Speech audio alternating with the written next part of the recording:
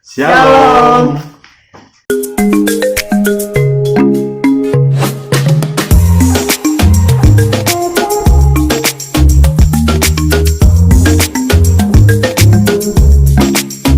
Selamat bersua di dalam sesi Sapaan Gembala.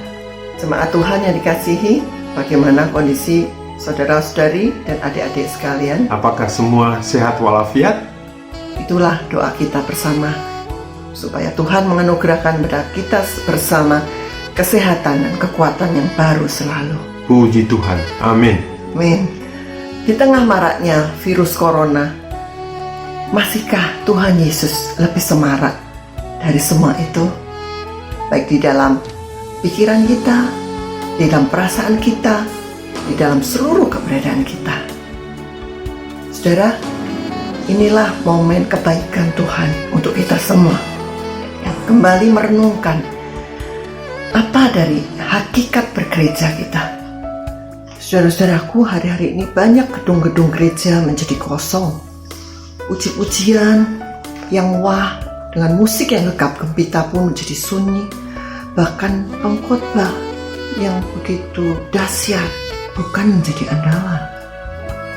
Kita cukup prihatin karena rekan-rekan kita, para pendeta, pengkhotbah, beberapa harus berpulang ke rumah Bapa karena wabah ini.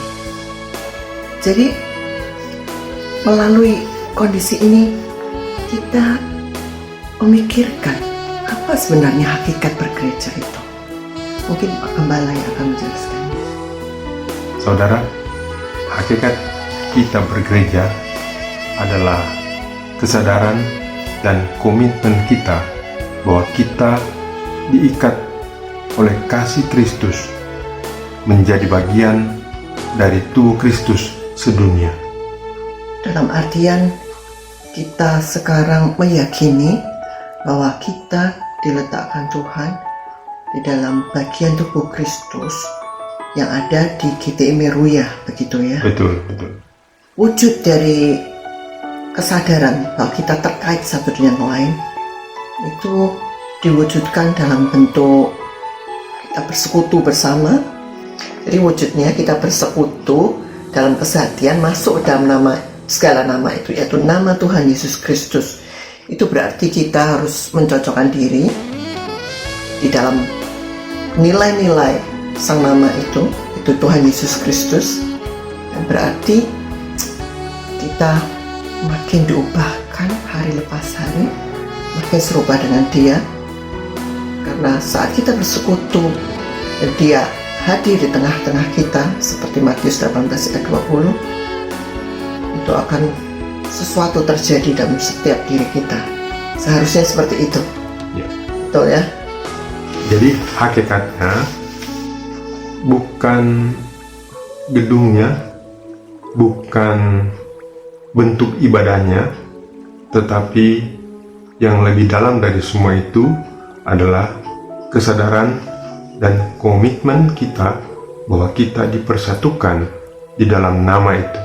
Meskipun kita tetap mensyukuri kalau kita dapat bersekutu bersama-sama. Kalau kita punya gedung gereja. Dan bahkan manakala situasi sudah normal kembali, kita akan lebih menghargai lagi kita bisa bersekutu bertatap muka. Begitu ya. Baiklah Bapak Ibu sekalian dan adik-adik, sekian kesapaan dari kami. Selamat bersekutu bersama keluarga masing-masing di dalam sukacita dan kasih yang dari Tuhan. Di dalam damai sejahteranya, kiranya berkat Tuhan melimpah atas setiap kita. Selamat bersekutu. Shalom. Shalom.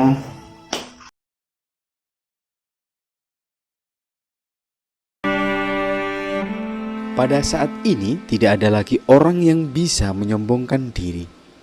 Yang ada adalah kepala yang tertunduk. Mereka yang mengandalkan otak dibuat bertekuk lutut menghadapi besarnya ancaman virus. Sekolah-sekolah sampai universitas terhebat pun berhenti untuk mengamankan diri. Mereka yang mengandalkan harta dibuat tak berdaya karena mereka yang paling kaya pun tak bisa menjamin keselamatannya. Sampai kini belum ada pengobatan yang bisa dibayar dengan uang. Mereka yang mengandalkan agama pun dibuat tak berdaya. Gereja-gereja tutup, masjid-masjid terkunci, wihara, kelenteng dan semua tempat ibadah dan peziarah di tingkat lokal dan internasional harus mengakui ganasnya virus ini. Kita semua akhirnya harus mengakui kembali betapa kecilnya kita di hadapan Tuhan dan semesta. Namun lihat, di balik suasana penuh derita ini terbitlah solidaritas yang luar biasa dari banyak pihak. Hari-hari ini saya mendengar dari beberapa teman yang bekerja menjadi driver ojek online. Mereka mengeluh semua sepi, tetapi ada orang yang baik hati yang membeli makanan sambil membelikan sebungkus untuk mereka. Di tempat lain ada solidaritas untuk menyediakan hand sanitizer secara gratis. Bahkan dilakukan dalam kerjasama antara gereja dan masjid yang berdekatan. Pada saat yang bersamaan sedang bergaung akan kebutuhan alat pengaman diri, multivitamin dan masker untuk tenaga medis yang membuat banyak pihak bergerak untuk mendukung. Kematian 6 orang tenaga medis membangunkan kita semua untuk kembali menghidupi semangat gotong royong. Bersatu kita teguh, bercerai kita runtuh. Hari-hari ini kita tidak mengalami panasnya Indonesia seperti tahun lalu, di mana ada orang yang berperang atas nama perbedaan partai politik yang dibumbui dengan perbedaan agama. Kini sekat-sekat itu terasa hilang dengan kesatuan hati bersama melewati masa sulit ini. Di balik derita ini, rupanya semangat persaudaraan yang tulus sedang tumbuh di negeri ini. Rasa-rasanya tidak perlu lagi mendengarkan omongan orang tentang dari mana asal muasal virus ini. Sekarang saatnya bersiap diri dan merapatkan barisan dengan memberi peran kita masing-masing. Semoga sembari kita tinggal di rumah, kita tetap punya niat-niat baik untuk berbagi kasih. Paling tidak dengan menjaga keluarga kita masing-masing, kita bisa mengamankan orang lain dan mengurangi resiko penularan virus ini. Ini pun adalah sebuah pemberian, mengingat bahwa ada banyak orang yang tidak peduli kepada orang lain. Mari kita bantu anak-anak muda agar menumbuhkan jiwa peduli. Sampai hari ini masih ada banyak anak muda yang nongkrong dan berpotensi untuk menularkan penyakit. Rasanya virus ini juga membantu orang muda menumbuhkan jiwa peduli karena kemudaan dan imunitas mereka bisa berbahaya bagi orang lain dengan daya tahan diri yang lebih rentan. Bergaunglah kata-kata Soekarno. Jika kita memiliki keinginan yang kuat dari dalam hati, maka seluruh alam semesta akan bahu-membahu mewujudkannya. Sebagai bangsa Indonesia, kita bersatu hati melewati masa-masa ini. Inilah saatnya kita menemukan peran yang masih memungkinkan. Semoga situasi ini tidak memupuk jiwa egois, melainkan jiwa peduli. Kita membayangkan akan bersemilah Indonesia yang baru setelah wabah ini berlalu.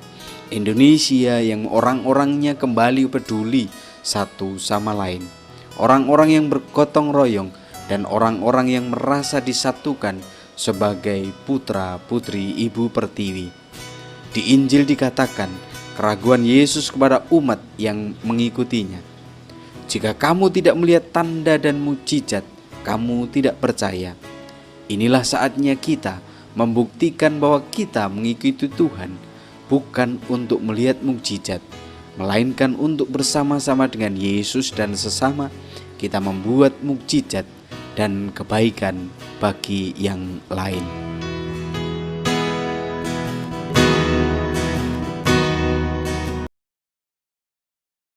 Tentang kuasa Tuhan yang luar biasa yang sudah pernah saudara alami dan yang terus saudara akan alami di tahun yang baru ini. Amin.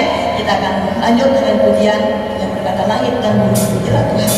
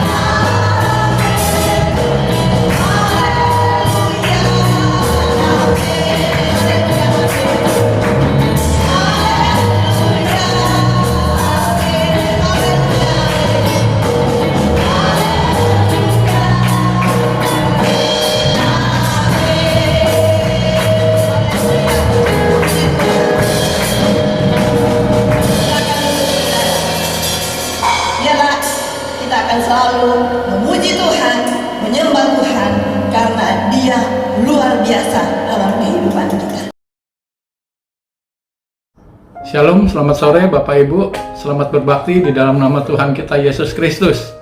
Apa kabar Bapak Ibu? Semoga semua dalam keadaan baik dan sehat-sehat saja. Di tengah keresahan kita dan kegalauan kita menghadapi virus corona ataupun COVID-19, yang mana bukan hanya melanda kota kita Jakarta, tapi juga melanda beberapa daerah di Indonesia. Dan luar biasanya lagi Bapak Ibu, sudah melanda 180 negara di seluruh dunia. Tidak ada yang mengira, tidak ada yang menduga kalau kita atau negara kita akan menghadapi ini semua. Dan saat-saat ini kita pun sampai mengadakan ibadah di rumah. Ya, tapi biarlah itu semua tidak membuat kita patah semangat ataupun membuat iman kita menjadi kendor. Tapi justru sebaliknya, kita makin semangat dan makin berapi-api di dalam Tuhan.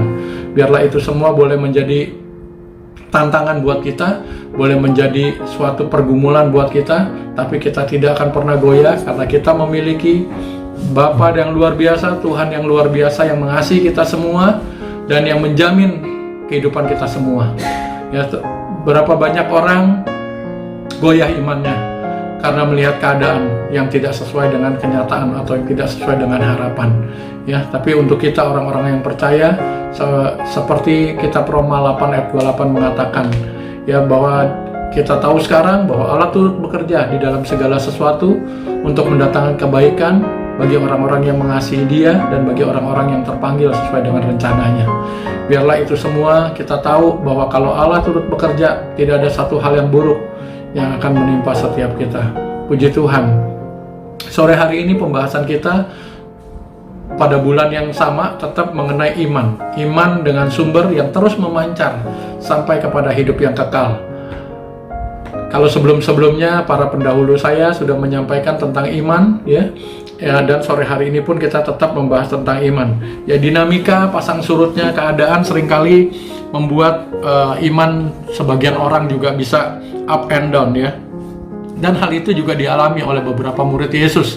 Ya, sebagai contoh Petrus, ya, orang yang begitu luar biasa, murid Tuhan Yesus yang begitu luar biasa. Ketika di dalam kitab Lukas 5 ayat 1 sampai dengan 11, di mana diceritakan di situ Petrus seharian sudah mencari ikan, tetapi dia tidak mendapatkannya. Tapi ketika Yesus ada di sana, Yesus minta Yesus naik ke atas perahu Petrus dan Yesus katakan, bertolaklah ke tempat yang lebih dalam. Selesai Yesus mengajar orang banyak di sana, Tuhan Yesus mengatakan kepada Petrus, bertolaklah ke tempat yang lebih dalam lagi. Dan saat itu Tuhan Yesus katakan, tebarkanlah jalamu. Tetapi Petrus menjawab, Tuhan, Guru, sudah semalam-malaman kami menebarkan jala, tapi kami tidak menangkap apa-apa. Tetapi karena Engkau menyuruhnya, maka kami akan melakukannya. Dan ketika Petrus melakukan itu, ketika dia menebarkan jalanya, dan saat itu dia terkejut. Kenapa? Karena jalanya menjadi berat, dan jalanya menangkap begitu banyak ikan, sehingga dia tidak dapat menariknya, bahkan dia memanggil temannya untuk membantunya. Dan teman-temannya datang untuk membantu, sampai 2 kapal penuh yang mereka dapatkan. Bahkan kapal, kalau dikatakan di dalam Alkitab bahwa kedua kapal itu akan hampir tenggelam, ya. Dan ketika Petrus sampai di depan, ketika Petrus menghadapi Tuhan, Petrus tersungkur. Dia katakan, Tuhan, pergilah daripadaku, karena aku adalah seorang yang berdosa. Saat itu terjadi satu perubahan. Yang tadinya Petrus memanggil Tuhan adalah sang guru, tetapi saat itu dia begitu takjub. Kenapa? Karena dia sebagai seorang nelayan, tentunya dia sudah tahu sekali bagaimana keadaan laut atau keadaan ikan saat itu, ya. Tapi saat itu dia bisa menangkap begitu banyak karena diperintahkan oleh Tuhan, dan ketika dia taat, dia bisa melihat satu mujizat. Dan kembali Bapak Ibu, Petrus pernah juga mengalami satu peristiwa yang luar biasa, yaitu seorang yang berjalan di atas air. Mungkin orang pertama yang berjalan di atas air. Ya, ketika Tuhan Yesus sudah memberi makan 5.000 orang, ya, Tuhan Yesus meminta orang-orang itu untuk kembali pulang ke rumahnya masing-masing. Dan Tuhan Yesus mengatakan kepada murid-muridnya, pergilah dulu ke seberang, karena Tuhan Yesus akan naik ke atas bukit untuk berdoa. Dan ketika Tuhan Yesus berdoa di tengah malam, murid-murid sudah lebih dahulu menyeberangi sungai, menyeberang ke sana. Dan Tuhan Yesus menyusul di tengah malam. Kurang lebih jam 3 pagi Tuhan Yesus datang berjalan di atas air. Dan ketika mereka melihat Tuhan Yesus, mereka berteriak karena ketakutan. itu hantu katanya. Tetapi Tuhan Yesus katakan, jangan takut, ini aku. Dan Petrus saat itu melihat Tuhan dan dia mengatakan, Tuhan, kalau memang itu engkau Tuhan, suruhlah aku datang kepadamu. Dan Tuhan Yesus katakan, datanglah kemari. Dan Petrus pun turun berjalan di atas air. Dan ketika dia berjalan di atas air, dia merasakan tiupan angin dan dia mulai takut. Dan ketika itu dia mulai tenggelam. Maka dia berteriak, Tuhan tolong. Maka Tuhan mengulurkan tangannya dan Tuhan memegang tangannya. Dan Tuhan mengatakan, hai kamu orang yang kurang percaya. Ya, begitu Petrus orang yang luar biasa. Ya, saat-saat itu bisa menghadapi ketakutan, bisa menghadapi sepertinya hilang iman, ya, tidak berdaya ya. Ketika dia menghadapi tiupan angin dan dia merasakan angin yang begitu kencang, dia mulai tenggelam, ya. Dan juga kisah selanjutnya kalau boleh dikatakan juga Petrus orang yang begitu luar biasa mengikut Tuhan atau murid Tuhan yang begitu luar biasa. Dia mengatakan juga kepada Tuhan ketika Tuhan katakan bahwa dia akan ditangkap, bahwa dia akan disesah dan dia akan disalibkan, ya Tuhan Petrus katakan dia nggak, yang lain mungkin akan lari, yang lain mungkin akan takut, tetapi dia sekali tidak. Tetapi pada kenyataannya justru dia yang menyangkal Tuhan 3 kali. Tuhan Yesus katakan, ayam tidak akan berkokok sebelum engkau menyangkal aku 3 kali. Kalau boleh katakan seperti orang yang bermulut besar, ya Petrus ini ya, si mulut besar ya. Kenapa? Karena begitu luar biasa ngomongnya, tapi pada kenyataannya seringkali tidak sesuai. Ya, sama juga dengan murid Tuhan yang lain. Ya, ada juga Thomas. Ya, Thomas salah satu murid Tuhan juga. Tuhan Yesus melakukan hal-hal yang luar biasa dan Thomas menyaksikannya dan Thomas melihatnya. Mestinya dari hal itu Thomas yakin atau Thomas percaya. Tetapi ketika Tuhan Yesus ditangkap dan Tuhan Yesus disalibkan dan bahkan Tuhan Yesus mati, ya, Thomas pun goyah imannya. Kenapa dikatakan seperti itu? Ketika murid-murid Tuhan berkumpul, Tuhan Yesus datang menemui mereka. Tapi saat itu Thomas tidak ada. Tapi murid-murid yang lain mengatakan kepada Thomas, bahkan menceritakan kepada Thomas bahwa mereka semua sudah melihat Tuhan dan sudah bertemu dengan Tuhan. Ya, tapi Thomas katakan, aku sekali-sekali tidak akan percaya ya sebelum aku mencucukkan jariku ke dalam tangannya yang berlubang ataupun ke dalam lambungnya yang berlubang. Yaitu dikatakan di dalam kitab Yohanes pasal 20 mulai dari ayat yang ke-24 ya, itu saya baca. Tetapi Thomas, seorang dari ke-12 murid itu yang disebut Didimus, tidak ada bersama-sama mereka ketika Yesus datang ke situ. Maka kata murid-murid yang lain itu kepadanya, kami telah melihat Tuhan. Tetapi Thomas berkata kepada mereka, sebelum aku melihat bekas paku pada tangannya, dan sebelum aku mencucukkan jariku ke dalam bekas paku itu, dan mencucukkan tanganku ke dalam lambungnya, sekali-kali aku tidak akan percaya. 8 hari kemudian, murid-murid Yesus berada kembali dalam rumah itu, dan Thomas bersama-sama dengan mereka. Sementara pintu-pintu terkunci, Yesus datang, dan ia berdiri di tengah-tengah mereka dan berkata, damai sejahtera bagi kamu. Kemudian ia berkata kepada Thomas, taruhlah jarimu di sini, dan lihatlah tanganku. Ulurkanlah tanganmu, dan cucukkan ke dalam lambungku, dan jangan engkau tidak percaya lagi, melainkan percayalah. Thomas menjawab dia, ya Tuhanku dan Allahku. Kata Yesus kepadanya, karena engkau telah melihat aku, maka engkau percaya. Berbahagialah mereka yang tidak melihat namun percaya. Puji Tuhan, seorang murid Tuhan Yesus yang lain, Thomas, sama Bapak Ibu, sudah begitu banyak melihat contoh atau melihat Yesus melakukan hal-hal yang luar biasa. Dan ketika Tuhan Yesus mati, dia pun sama mengalami hal yang sama. Jadi dari orang yang percaya kemudian menjadi tidak percaya, ya, sampai akhirnya Tuhan Yesus menemui dia, baru dia yakin dan baru dia percaya, ya, sampai Tuhan Yesus katakan, karena engkau percaya karena engkau sudah melihat aku. Berbahagialah orang yang percaya meskipun tidak melihat, ya. Kenyataan hidup terkadang bisa membuat iman kita seperti murid-murid Tuhan tersebut, ya, walaupun sebenarnya Tuhan tidak menghendaki, ya, kita mundur ataupun iman kita goyah, ya. Bahkan Tuhan mendoakan atau merindukan kita agar iman kita jangan sampai gugur, ya. Karena ada beberapa orang yang imannya gugur atau imannya karam, ya, seperti di dalam kitab 1 Timotius 1 ayat yang ke-19. Ya, dikatakan di situ, beberapa orang telah menolak hati nuraninya yang murni, dan karena itu kandaslah iman mereka. Ya, orang yang menolak hati nuraninya yang murni, maka karena itu kandaslah iman mereka. Dan juga ada beberapa orang juga yang menyimpang dari iman karena godaan materi ataupun godaan-godaan ataupun tantangan-tantangan ataupun cobaan-cobaan yang membuat iman mereka goyah. Ya, kalau ditanya rata-rata setiap orang tidak ada yang tidak mau seperti contoh-contoh di atas. Kalau ditanya rata-rata nggak mau semua orang seperti di atas. Nah, dalam perenungan kita perlu kita mencermati atau melihat kondisi dan situasi iman. Ya, bagaimana kita sudah belajar ya untuk menambahkan 7 hal kepada iman kita. Ya, itu yang sudah kita pelajari bersama-sama. Ya, 7 hal itu apa Bapak Ibu? Kalau Bapak Ibu ingat, iman perlu ditambahkan dengan yang pertama kebajikan. Ya, yang kedua ditambahkan dengan pengetahuan. Yang ketiga, iman ditambahkan dengan penguasaan diri. Yang keempat, iman ditambahkan dengan ketekunan. Yang kelima, iman ditambahkan dengan kesalehan.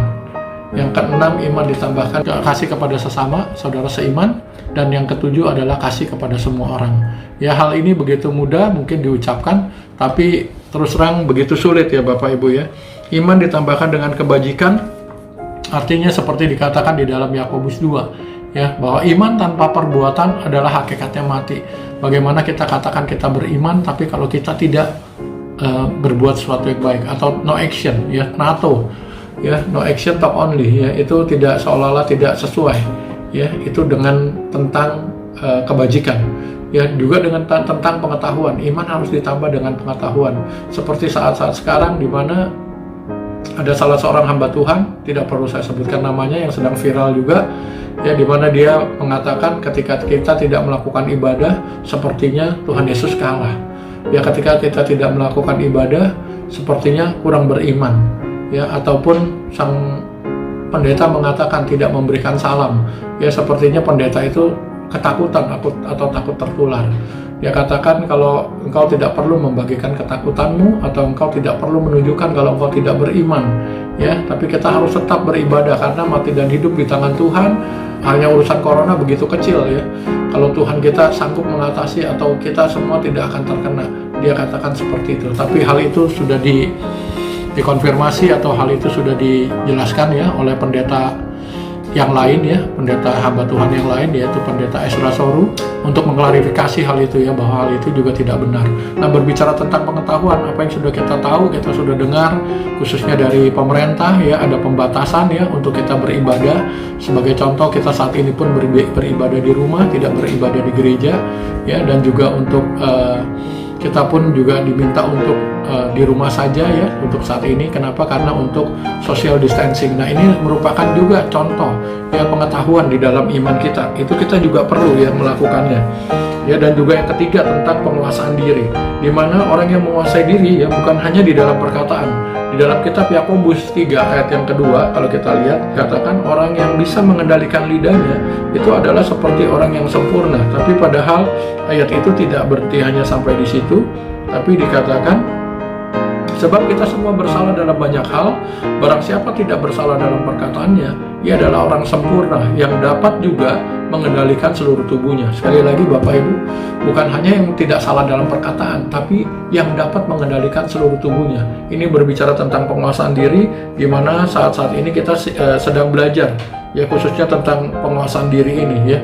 Bukan hanya belajar untuk tidak salah berkata-kata, tapi bagaimana mengatasi atau bagaimana kita dapat menguasai diri kita ya, menghadapi keadaan ataupun menghadapi situasi yang tidak memungkinkan ya. Hal itu sedang kita bahas, khususnya mengenai marah ya, marah. Hal itu yang kita sedang pelajari bersama di dalam kitab PA kita saat berapa minggu yang lalu ya. Dan juga berbicara tentang ketekunan ya. Berbicara tentang tekun tidak cukup sekali, dia datang lagi, dan datang lagi.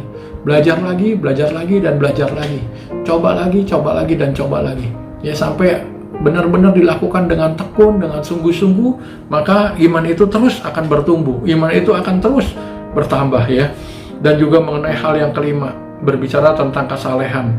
Kalau boleh dikatakan saleh dalam kitab Kamus Besar Bahasa Indonesia, saleh artinya sadar, berada di hadapan Tuhan ya. Berbicara tentang kesalehan karena sadar ada Tuhan di sana ya, apakah kita berani bertindak yang tidak ataupun kita berani melakukan hal-hal yang tidak sesuai kalau ada Tuhan ya. Jangankan Tuhan, ketika ada seorang pembesar lah kira-kira di depan kita ataupun ada bersama kita, kira-kira mungkin nggak kita melakukan hal-hal yang tidak pantas ataupun tidak senonoh? Mestinya tidak ya. Kenapa? Karena ada orang lain ataupun ada pembesar itu di hadapan kita.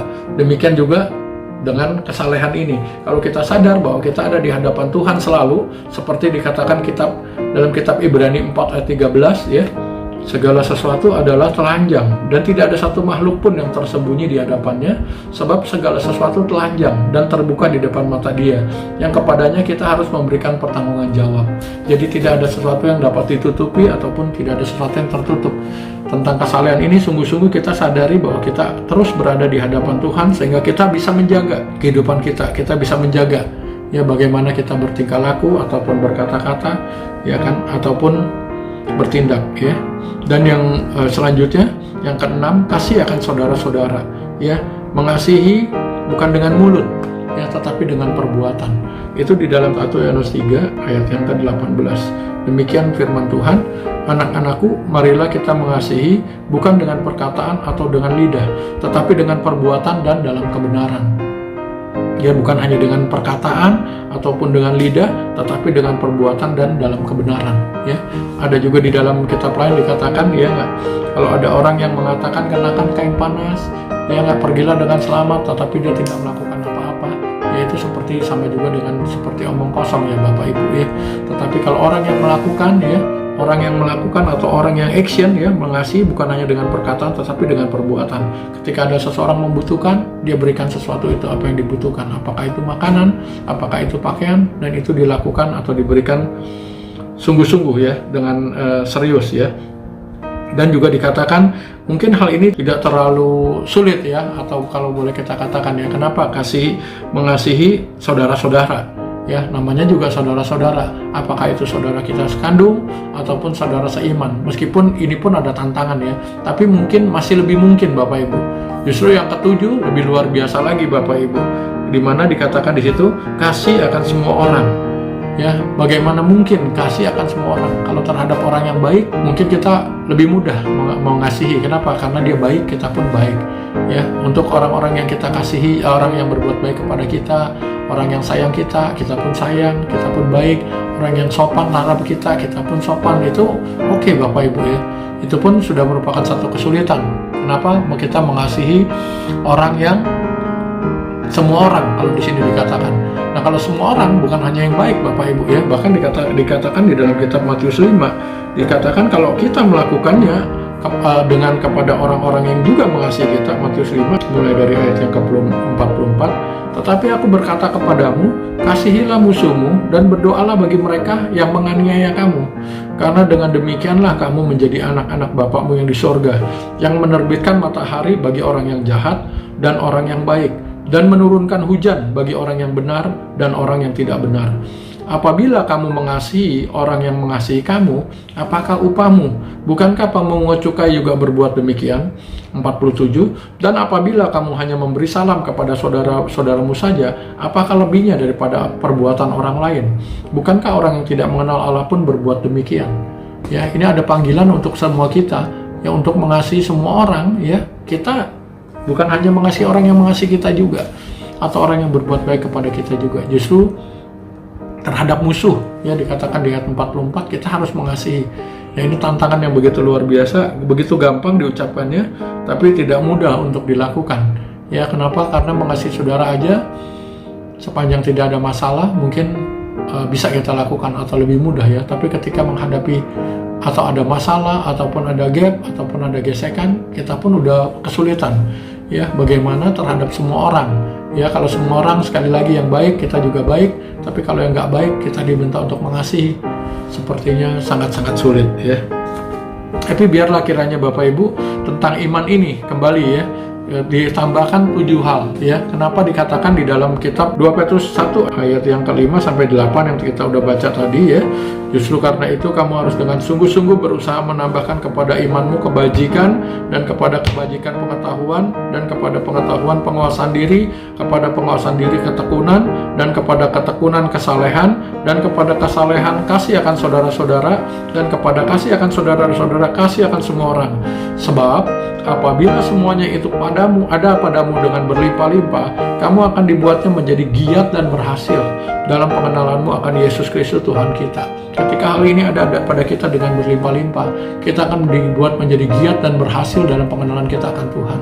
Ya, iman kita boleh semakin diteguhkan, iman kita semakin boleh dikuatkan, ya, seperti spiral, ya, kalau kita boleh katakan, ya, ditambahkan dengan kebajikan, ditambahkan dengan pengetahuan, ditambahkan dengan penguasaan diri, ditambahkan dengan ketekunan, ditambahkan dengan kesalehan, ditambahkan dengan kasih akan saudara-saudara, ditambahkan kasih akan semua orang. Ya, sedikit diputar terus, ditambah terus, sampai akhirnya iman kita juga tetap kuat, bahkan tetap kokoh, ya.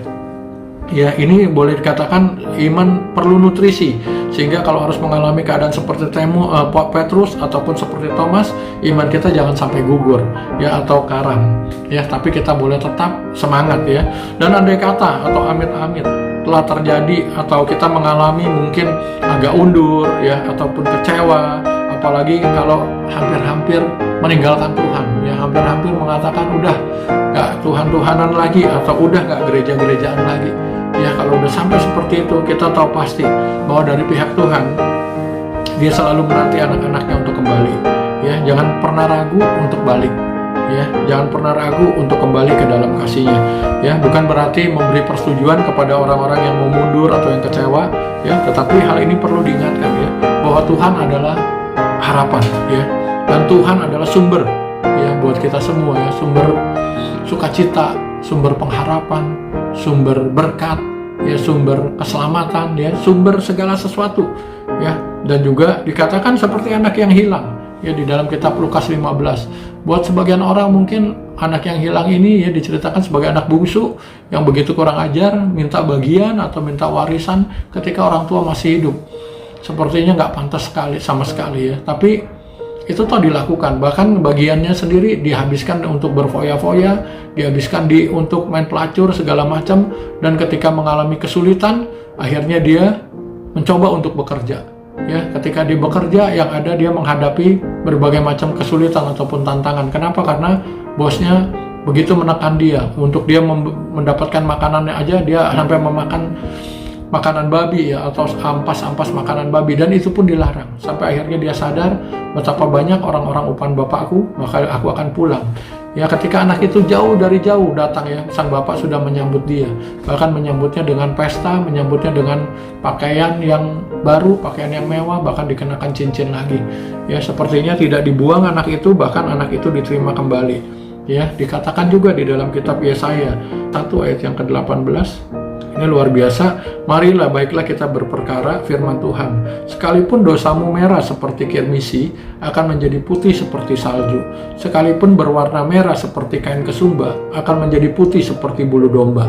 Ya, jadi kalau boleh dikatakan tidak ada dosa yang tidak bisa diampuni. Tidak ada dosa yang tidak akan bisa dimaafkan, ya, oleh Tuhan, ataupun tidak ada dosa yang tidak bisa diselesaikan, ya. Sejauh timur dari barat Engkau membuang dosaku, ya. Dan itu pun segala macam dosa ataupun segala macam kesalahan, ya, Tuhan Yesus sudah membayarnya di atas kayu salib dan menanggung semuanya untuk kita semua. Jadi kalau boleh dikatakan ini semua yang boleh menguatkan kita, atau ini semua yang boleh menghibur kita di tengah mungkin kegalauan kita ataupun di tengah kesulitan kita saat ini menghadapi tantangan virus corona. Ya, biarlah kita tidak patah semangat, jangan goyah iman juga, tapi justru kita semakin mendekatkan diri kepada Tuhan, semakin kita sungguh-sungguh percaya bahwa segala sesuatu tidak kebetulan terjadi. Ya, kita mengambil hikmahnya, atau kita berpikir, ya, kenapa hal ini bisa terjadi, atau kenapa hal ini dihadapi oleh semua orang atau semua golongan, ya, tidak kaya, tidak miskin, ya, entah warna kulitnya apa, ya, entah dia dari negara mana, suku apa, ataupun agamanya apa, ya, tidak pandang. Ya, justru melalui hal ini kita boleh belajar bahwasanya manusia itu sangat-sangat rapuh, manusia itu sangat-sangat rentan, ya, tidak bisa untuk menghadapi virus aja yang begitu kecil, yang begitu nggak kelihatan, yang nggak kelihatan mata.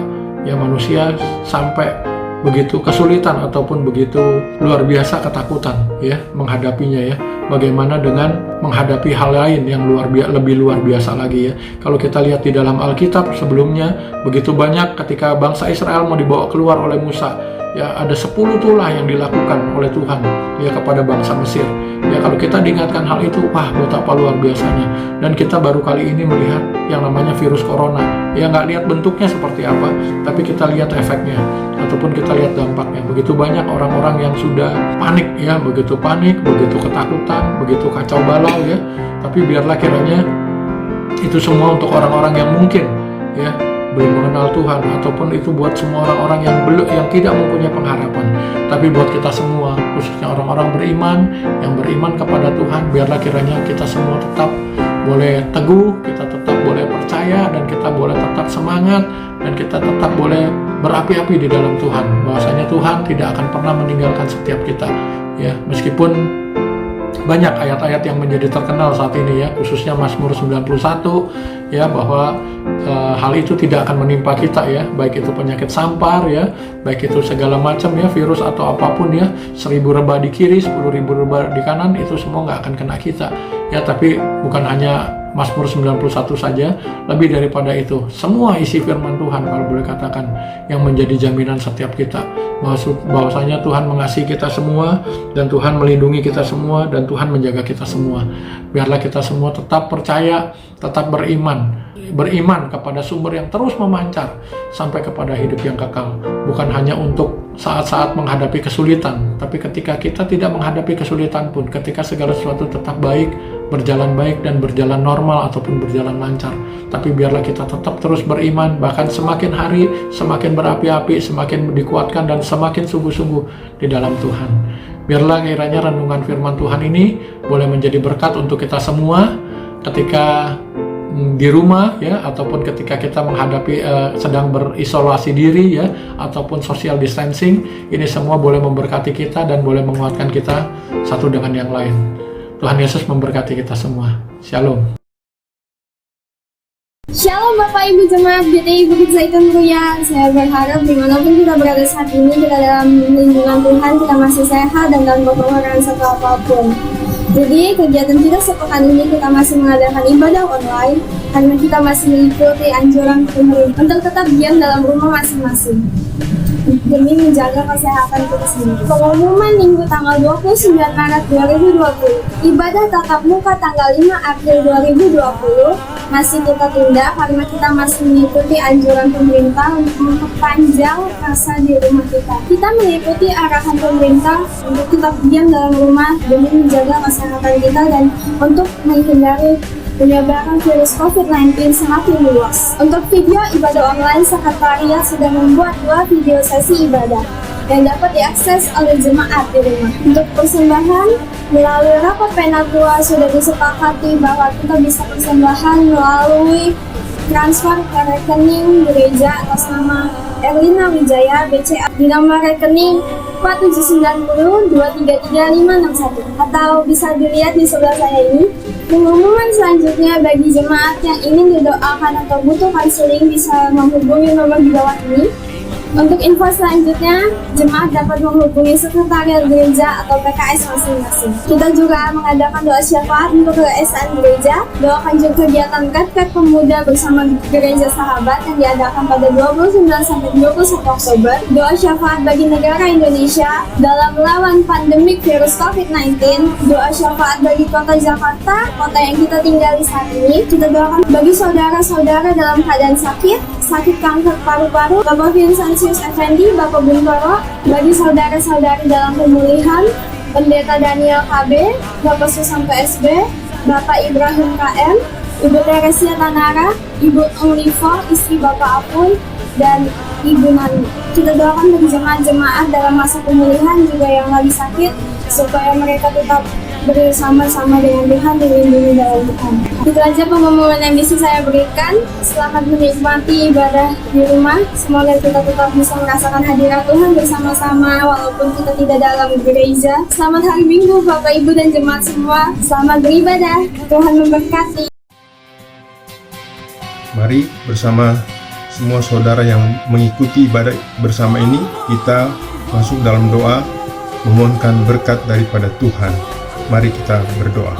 Bapa kami dalam sorga, kami datang bersama-sama ke hadapan hadirat-Mu, memohon kiranya berkat kasih-Mu ya Bapa, anugerah-Mu ya Tuhan Yesus, serta persekutuan di dalam Roh Kudus-Mu limpah tercurah atas kami bersama dengan sukacita, damai sejahtera yang melampaui dan mengalahkan ketakutan, serta berkat kesehatan, kekuatan, dan kemampuan untuk menangkal virus ini.